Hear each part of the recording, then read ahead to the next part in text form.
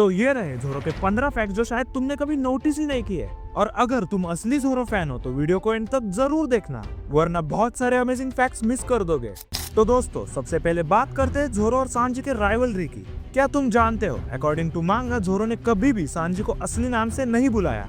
वही सांजी ने जोरो का नाम 6 बार लिया है, पर मोस्टली उसे मॉस हेड या स्टूपिड मसलेट जैसे नाम से ही बुलाया है। वेरस जोरो सांजी को इडियट को, स्टूपिड आईब्रोज और बैस्टर्ड कह के बुलाता है। उनके बीच की ये राइवलरी छोटी छोटी बातों से स्टार्ट हुई, जैसे कि उनकी पहली फाइट आरलोंग पार्क में हुई, सिर्फ नामी के चेस्ट को लेकर। हाँ, सही सुना, जोरो ने नामी को स्मॉल फ्राई बोला और सांजी ने तुरंत रिएक्ट किया, ओए नामी का चेस्ट छोटा नहीं है, और बस फाइट स्टार्ट। और जब चेस्ट की बात हो ही रही है तो ओडा ने रिवील किया है कि जोरो का चेस्ट 110 सेंटीमीटर का है। हाँ, नामी और रॉबिन दोनों से भी बड़ा। और इसका रीजन है कि जोरो क्रू में सबसे ज्यादा वर्कआउट करता है। पर इसके रिलेटेड एक फनी फैक्ट है, वो हफ्ते में सिर्फ एक ही बार नहाता है, इसीलिए उसकी स्मेल स्टील जैसी आती है। अब थोड़ा जोरो की फैमिली और लीनिएज की बात करते हैं। जोरो का बर्थडे नवंबर में आता है और ट्रेडिशनल जापानीज कैलेंडर के हिसाब से नवंबर को शिमोत्सुकी कहते हैं। इसका मतलब जोरो का कुछ तो कनेक्शन है शिमोत्सुकी क्लैन से।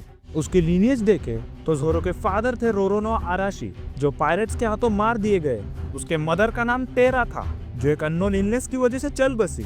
और उसके ग्रैंड पेरेंट्स रोरोनो पिनजोरो और शिमोत्सुकी फुरिको।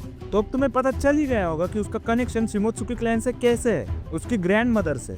और उसके ग्रेट ग्रैंड अंकल शिमोत्सुकी उशिमारू, जो र्यूमा के साथ कनेक्टेड है। अगला फैक्ट, स्ट्रॉ हैट्स में जोरो ही एक ऐसा बंदा है जिसे लूफी मिलने से पहले से ही रिक्रूट करना चाहता था।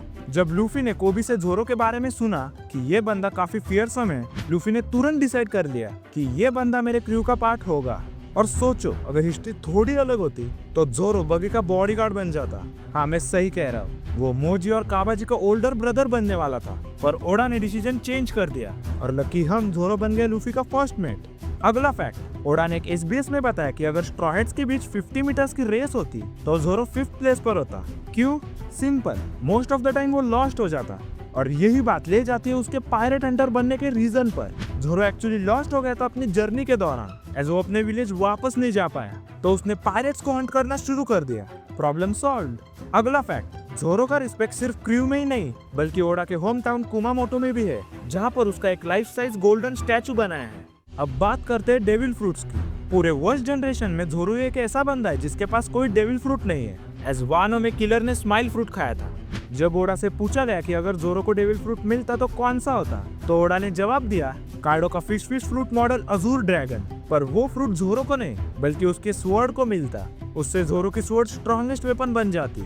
अब सेकेंड लास्ट फैक्ट, जोरो एक हार्डकोर एथीस्ट है। वो गॉड पे बिल्कुल बिलीव नहीं करता, जैसे हमने स्काईपी आर्क में भी देखा है, पर फिर भी उसके कुछ अटैक्स बुद्धिज्म और हिंदुइज्म से इंस्पायर्ड है, जैसे आशुरा।